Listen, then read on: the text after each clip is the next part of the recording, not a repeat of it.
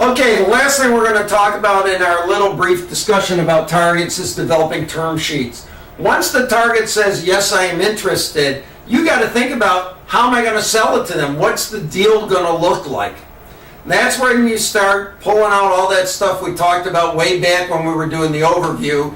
And we were trying to figure out, what's the payoff for the target under various scenarios. You use that to develop the term sheet. Basically, the reality is this. Most deals are based upon what other people have done it for deals, because people have this sort of market mentality and they want to have a fair market value, and a fair market value is what happens in a large number of transactions about roughly the same thing over a period of time. If they start to coalesce, cohere, narrow down, then there is a fair market price. So you're trying to figure out what the fair market price is for your technology. There's a variety of resources on the web. There's people you can go to hire, including us, that will help you figure out what a fair market price is. That's the key to the term sheet. Where's the fair market price? What's been done before? If you can find a benchmark, a deal that's been done before for something similar, then you can work from there to show how yours is different and the pricing should be over here rather than over there. So that's the first piece in developing a term sheet. The second piece is dealing with the risks. There's clauses that deal with indemnification, there's clauses that deal with warranties, things like that.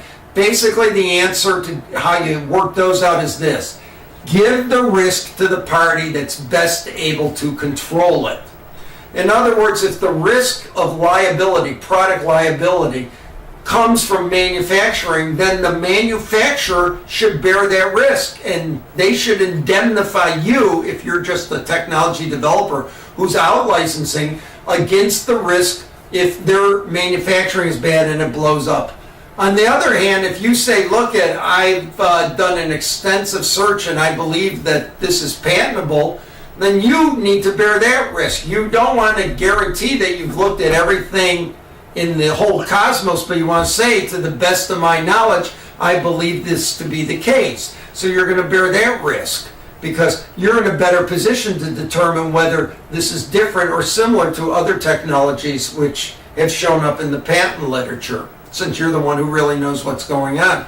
So we're going to allocate risk to the party best able to bear it. Now, there may be financial issues on whether that party is able to bear it. In that case, we may do transfer payments. In other words, we'll adjust the royalty rates, we'll move cash back and forth, we'll do upfront fees versus running royalties, or not as much running royalties because we're getting some upfront fee. And those provide transfer payments, so cash moves back and forth to allow the party to manage the risk, either buy insurance or check it out or mitigate it, whatever.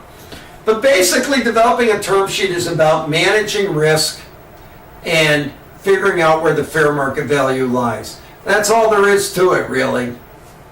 Once you get the term sheet, be aware of two things. First, a term sheet is an offer. So if somebody says, I love that, thank you, shake my hand, let's write something, sign, boom, you just did a deal. You may not have meant to, but you did a deal without taking it to the lawyers. So never make your term sheet a firm offer. Always say, here's a suggestion, here's a term sheet, but we reserve the right to take this to our lawyers to look at it when we get done negotiating it.